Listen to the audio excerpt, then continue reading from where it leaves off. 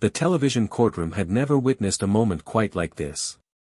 Judge Judy Files, America's most formidable television judge, sat frozen at her bench, her pen suspended in mid-air as if time itself had stopped. The woman standing before her, Linda Morrison, a 52-year-old nonprofit director dressed in an understated navy suit, had just asked 5 simple words that shattered the professional composure Judge Judy had maintained for over 2 decades on national television. "Don't you remember me?" The question hung in the air like smoke after an explosion, and for the first time in 25 years of presiding over her courtroom, Judge Judy's face drained of color. Not the slight paleness that comes from surprise, but the kind of complete loss of blood that signals something fundamental has shifted in someone's world. The cameras captured every second of this transformation, and what happened next would become the most emotionally devastating courtroom moment in television history, shared over 47 million times and sparking a national conversation about justice, regret, and whether the decisions we make in the name of the law can ever truly be undone. This wasn't your typical Judge Judy case. There was no entitled Karen demanding to speak to managers. There was no fraudulent landlord caught in lies. There was no deadbeat parent trying to dodge responsibility. This was something far more profound and infinitely more uncomfortable to witness. This was a woman from Judge Judy's past, from her 25 years as a family court judge in Manhattan, coming back with a message that would force America's toughest judge to confront a decision she made 3 decades ago. A decision that, by all legal standards, was correct and defensible. A decision that, by all human measures, had destroyed 2 lives completely. What makes this story absolutely insane isn't just the confrontation itself.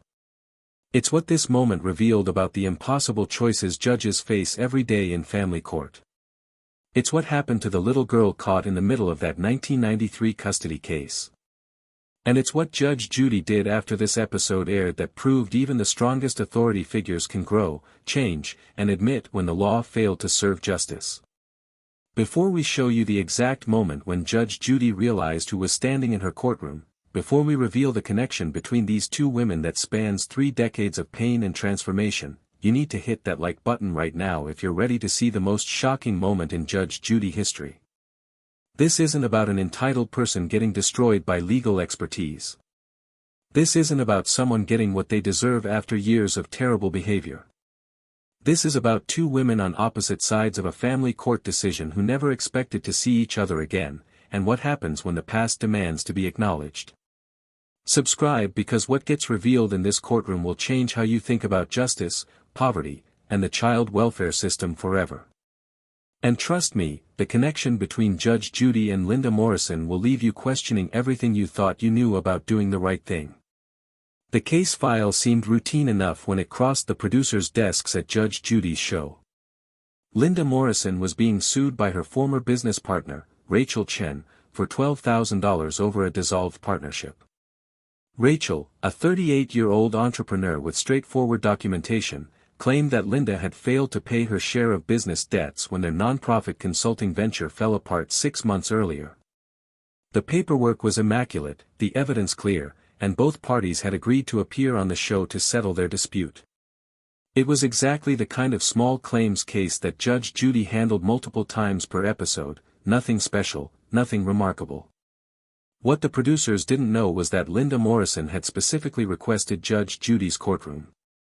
She had filled out the application forms with meticulous care, ensuring that her case would be interesting enough to be selected but not so dramatic that it would be rejected. Linda had been planning this moment for months, maybe years, and the $12,000 lawsuit was simply her ticket to stand before the woman who had changed her life forever. Linda Morrison entered the courtroom with a strange calmness that the production staff found unusual. Most litigants were nervous, fidgety, preparing their arguments in their heads and glancing anxiously at the cameras. But Linda sat in the defendant's chair with an almost zen-like composure, her hands folded in her lap, her eyes fixed on the bench where Judge Judy would soon appear. When Judge Judy entered the courtroom with her characteristic brisk authority, reviewing the case file one final time before calling the proceedings to order, Linda's breathing changed. The staff member monitoring the defendants noticed her chest rising and falling more rapidly, noticed the way her fingers gripped each other tighter, noticed the tears that momentarily threatened to spill before Linda blinked them away and composed herself. This was the moment she had been waiting for. Judge Judy looked up from the case file, her reading glasses perched on her nose, and began her standard opening. "Miss Chen, you're suing Miss Morrison for $12,000 related to a failed business partnership." The words were routine, practiced, delivered thousands of times before. But Linda Morrison wasn't listening to the case details. She was staring at Judge Judy with an intensity that should have been unsettling, waiting for the perfect moment to ask the question that would stop everything. Judge Judy Files had presided over more than 20,000 cases during her quarter-century on the family court bench in Manhattan before her television career began in 1996. Those years, from 1982 to 1996, had been filled with impossible decisions that required her to choose between bad options and worse ones.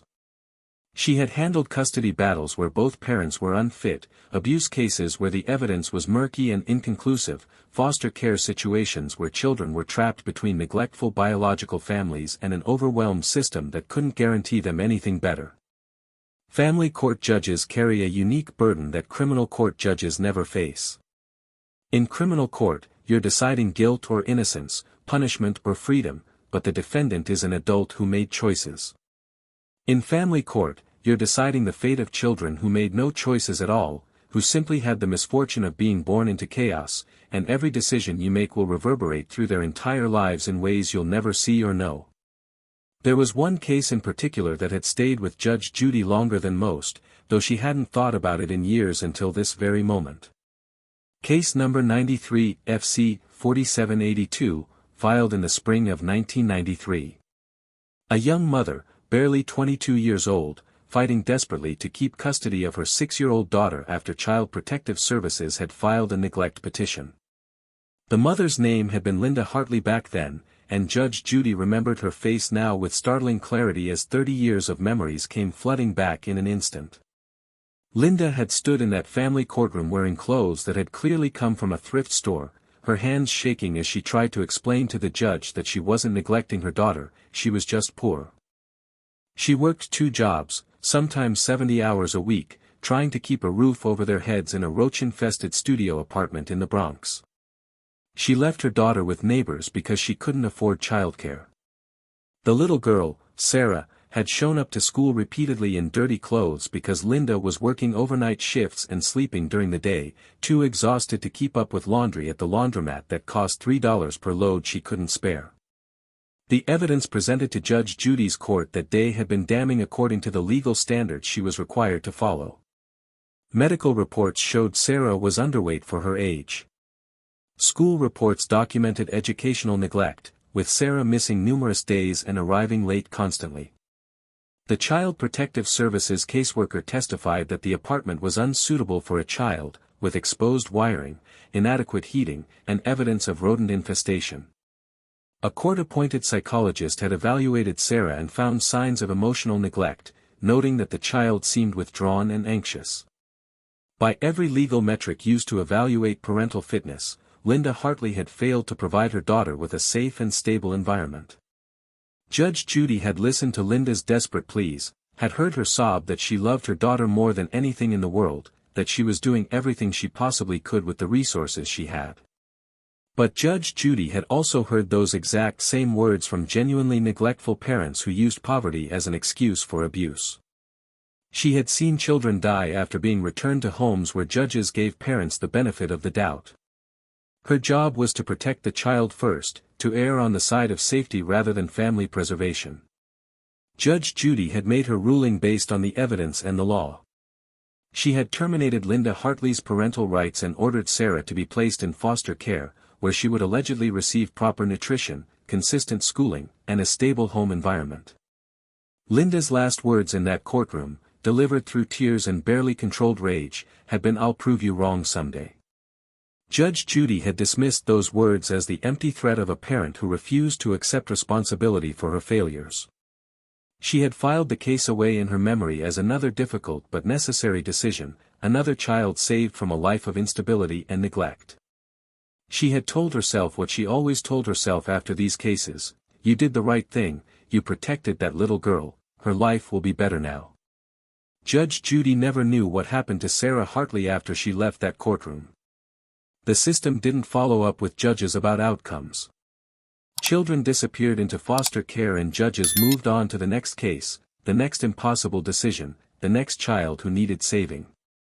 Now, 30 years later, Linda Morrison stood in her courtroom, no longer the desperate young mother in thrift store clothes but a successful professional woman who had clearly built a life despite everything that had happened. And as Judge Judy's memory caught up with the present moment, as she realized exactly who was standing before her, Linda spoke the words that would change everything. Your Honor, in 1993 you presided over case number 93, FC 4782 in Manhattan Family Court. Judge Judy's pen, which had been poised over her notepad, clattered to the bench. Her mind was racing through possibilities, trying to understand why this woman would bring up a decades-old case in the middle of what was supposed to be a simple contract dispute. Linda continued, her voice steady but carrying an emotional weight that made every person in the courtroom lean forward unconsciously. I was Linda Hartley then, Your Honor. You ruled that I was an unfit mother.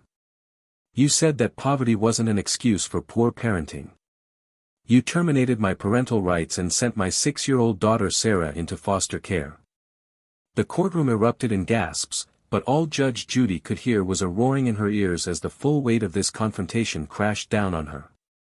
The silence that followed Linda's revelation was unlike anything the Judge Judy courtroom had ever experienced. Rachel Chen, the woman who had brought the lawsuit, sat frozen in the plaintiff's chair, suddenly realizing she was no longer part of the main story unfolding before millions of viewers. The bailiff had instinctively taken a step closer to the bench, though whether to protect Judge Judy or simply bear witness to this unprecedented moment, even he couldn't say. The production crew, who had filmed thousands of episodes and thought they had seen every possible courtroom scenario, stood motionless behind their cameras, understanding that they were capturing something that transcended typical daytime television drama.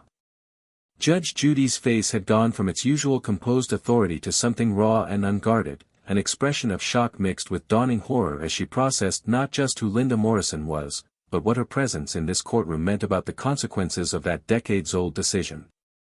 What Judge Judy didn't know, what she couldn't have known unless she had somehow tracked down the outcomes of every child she had sent into the foster care system, was the nightmare that her legally correct decision had created for Sarah Hartley. Linda's voice remained steady as she began to tell the story that Judge Judy had never heard, the epilogue to case number 93, FC 4782 that no one had bothered to document in official records. Sarah had been placed with her first foster family within 2 weeks of Judge Judy's ruling, a couple in Queens who already had 3 other foster children in their care. That placement lasted 7 months before Sarah was moved to a second home in Brooklyn after the foster parents decided they couldn't handle 4 children. The second placement lasted only 4 months before Sarah was moved again, this time because the foster father lost his job and the family could no longer afford to house foster children. The third placement, which should have been carefully vetted by an overwhelmed child welfare system, turned out to be the worst. Sarah experienced emotional abuse in that home, subjected to punishments that left no physical marks but carved deep psychological scars.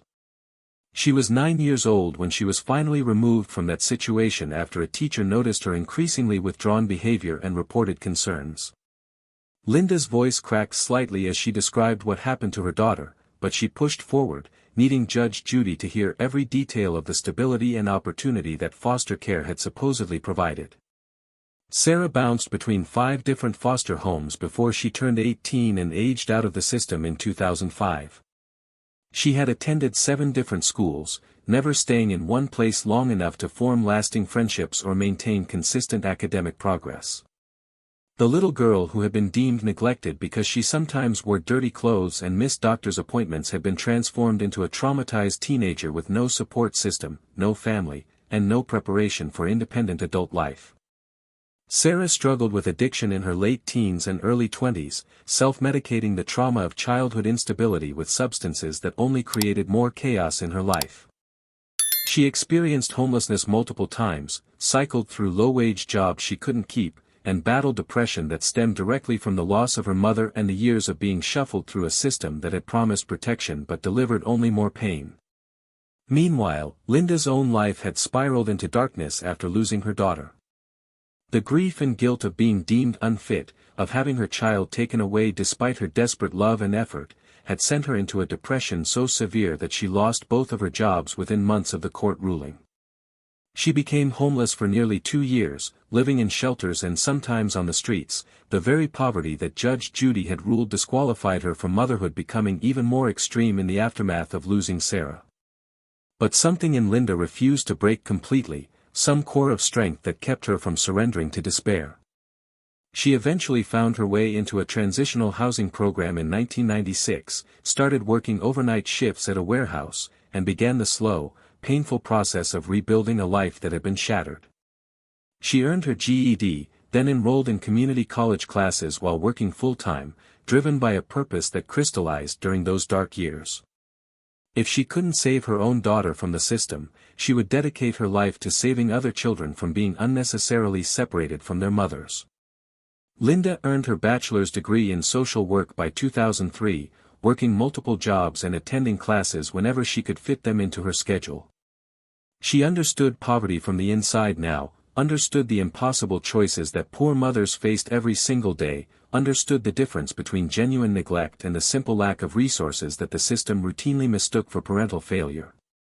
She began her career working directly with families in crisis, helping mothers access resources like subsidized housing, childcare assistance, food programs, and job training. She saw case after case where a few $100s of support or a connection to the right program would have kept a family intact, but instead children were being removed and sent into a foster care system that was overcrowded, underfunded, and unable to provide the stability it promised. By 2010, Linda had founded her own nonprofit organization dedicated specifically to family preservation, working with mothers who were at risk of losing their children due to poverty-related issues. She had helped over 200 families stay together, providing the kind of wraparound support services that could have saved her own family if anyone had offered them back in 1993.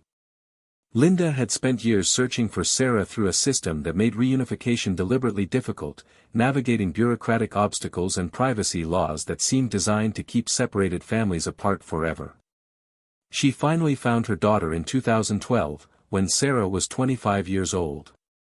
The reunification was painful and complicated, filled with years of hurt that couldn't be undone and trust that had to be rebuilt from nothing. Sarah was now 31 years old, in recovery from her addictions, working on building a relationship with the mother she had lost 19 years of her life with, but the damage from their separation was permanent and irreversible. Linda's voice carried no malice as she concluded her story, only a bone-deep weariness that came from carrying this weight for 3 decades. Your Honor, I didn't come here for the $12,000 I owe Rachel. I came here so you could see what your decision created. You saw a poor mother and an underweight child in a dirty apartment. You didn't see a woman working 70 hours a week so her daughter could eat. You didn't see the love, just the poverty. The stability you promised Sarah? She got the opposite. I was poor, Judge Judy. But I loved my daughter. The system you sent her to broke her in ways I never could have. The courtroom remained frozen in that terrible silence as Judge Judy removed her glasses with a trembling hand, something viewers had rarely seen her do during proceedings. She rubbed her eyes, and when she looked up at Linda Morrison, America saw something they had never witnessed in 25 years of watching their toughest television judge. They saw vulnerability. They saw genuine anguish. They saw a woman confronting the possibility that a decision she had made with complete legal justification had caused immeasurable human suffering. Judge Judy's voice, when she finally spoke, was barely above a whisper, stripped of its usual commanding authority. Linda, I remember your case. I remember your face. I remember your daughter. The admission hung in the air, and Judge Judy continued, her professional composure cracking with each word. I remember believing I was protecting a child who needed intervention. I made thousands of decisions in family court, and most I stand behind without question. But some I've questioned in the years since. Judge Judy explained, her voice gaining slight strength as she moved into the territory of legal justification, that family court judges operate under impossible constraints with incomplete information and the weight of a child's entire future resting on their interpretation of evidence. She described the medical reports that showed Sarah underweight, the school documentation of educational neglect, the Child Protective Service's testimony about unsafe living conditions. By every legal standard I was required to follow, by every metric used to evaluate parental fitness, the evidence suggested your daughter was at risk. My job was to protect that child first, to err on the side of safety rather than give the benefit of the doubt and risk a tragedy I'd read about in the newspaper months later. Judge Judy's voice cracked again as she continued. But legal doesn't always mean right. I never knew what happened to Sarah after she left my courtroom. I told myself she'd find a good family, opportunities, the stability that poverty had denied her. I never imagined the foster care system would fail her worse than poverty ever did. What happened next shocked the courtroom and would shock millions of viewers. Judge Judy spoke words that had never been uttered from her bench in decades of presiding over cases. Linda, I cannot change what I did in 1993. I cannot give you back those 19 years with your daughter. But I can tell you something I've never said on this bench before. Her voice dropped to barely audible levels, but the microphones caught every word. I was wrong. Not legally wrong, the evidence supported my decision. But I was wrong to believe that legal correctness was the same as justice. I prioritized what the law required over what humanity demanded. I separated you because I saw your poverty as disqualification rather than seeing it as something that could be addressed with support instead of separation. Tears were visible in Judge Judy's eyes, and the cameras captured every moment of this unprecedented display of judicial remorse. I'm sorry for the pain I caused your family. I'm sorry I never questioned whether the system I was sending Sarah into was truly better than the imperfect but loving home she was being taken from. Judge Judy composed herself slightly, returning to her role as adjudicator even as emotion continued to color her words. As for the case before me today, Miss Morrison, you acknowledge that you owe Miss Chin $12,000, and that debt is legally valid and must be addressed. But then Judge Judy did something that stunned everyone in the courtroom. However, I am reducing the judgment to $6,000, and I am personally paying the other $6,000 from my own funds. The courtroom erupted in gasps, but Judge Judy continued over the noise. You came here to teach me a lesson, Linda. You came to make me see the human cost of decisions made in the name of legal protection. Consider half that debt my tuition for an education I should have gotten 30 years ago. Rachel Chen, tears streaming down her face as she realized the magnitude of what she had witnessed, stood and announced that she was voluntarily reducing her claim to match Judge Judy's contribution, that being part of this moment was worth more than any monetary judgment.